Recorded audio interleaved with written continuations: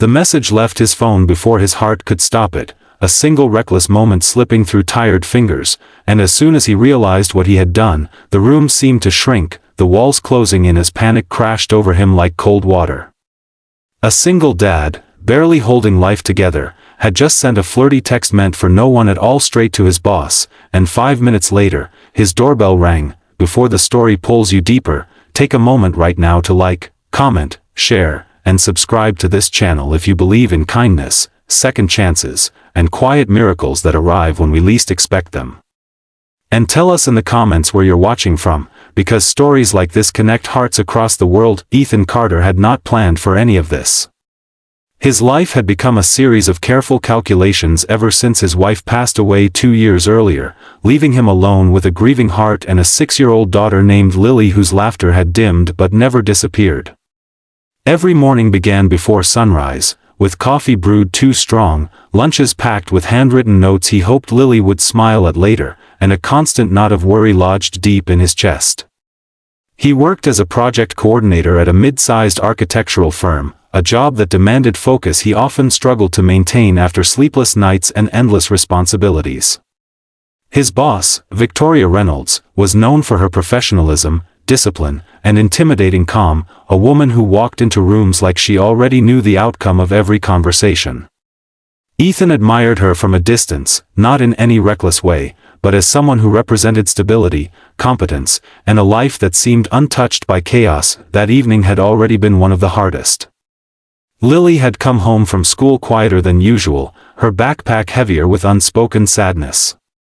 She had asked if her mother would be proud of the drawing she made in art class, and Ethan had barely managed to hold himself together as he hugged her, promising that she would be.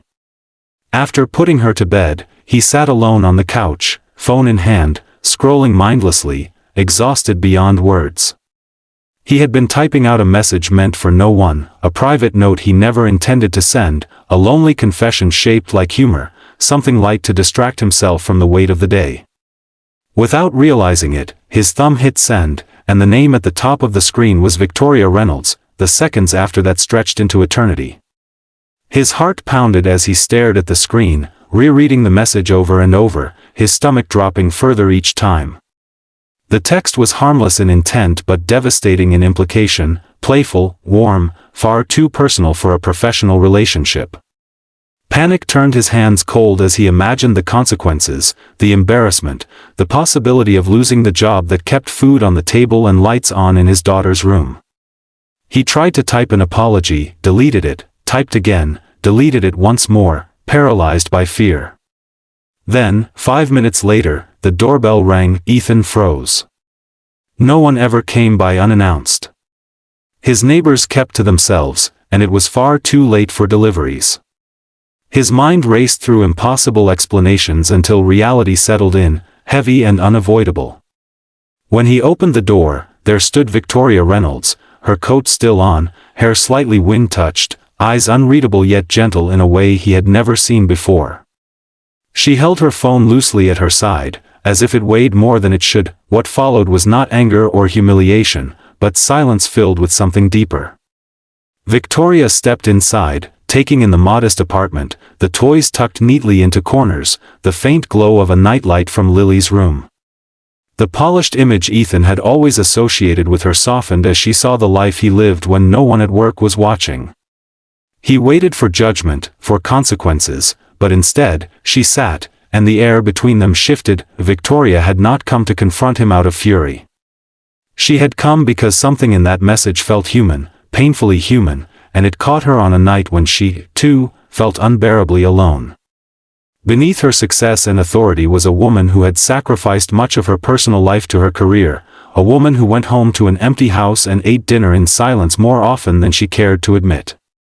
The text had startled her, yes, but it had also reminded her that behind every professional title was a story no one saw. As the minutes passed, Ethan found himself opening up in ways he hadn't allowed himself to before.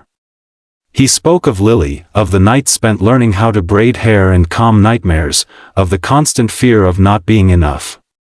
Victoria listened, truly listened, her posture relaxing, her eyes softening with understanding.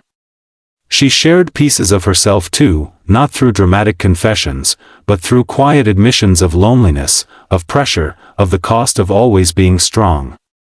The mistake that had terrified Ethan moments earlier slowly transformed into something else entirely, a bridge between two guarded worlds. Over the following weeks, life did not magically become easy. Ethan still struggled with exhaustion, with guilt, with moments where grief ambushed him without warning. But something had changed. Victoria became more than just a boss. She became someone who understood his silences, someone who checked in without prying, who adjusted deadlines when she sensed he was overwhelmed. Their connection grew carefully, respectfully, rooted in shared empathy rather than impulse.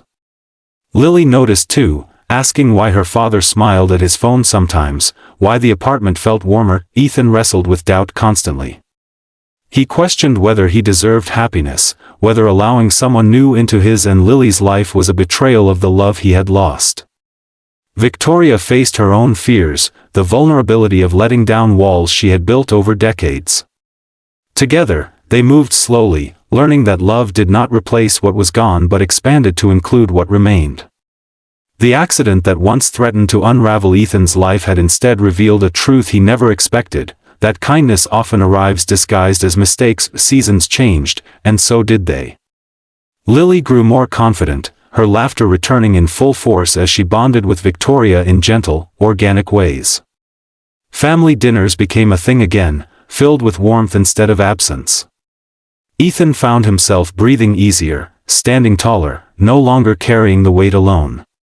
He learned that strength was not about enduring silently but about allowing others to stand beside you. If this story is reaching something tender inside you, if it reminds you of a moment when life surprised you in the middle of fear, please take a moment near the end of this video to like, share, and comment, because your engagement helps stories like this find the people who need them most. And before the ending, we ask you from the heart to comment below and tell us what part of this story stayed with you the longest, because your words matter more than you know. In the end, Ethan often thought back to that night, to the sound of the doorbell and the dread that followed.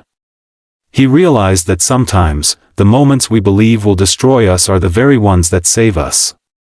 Life does not always announce its blessings gently.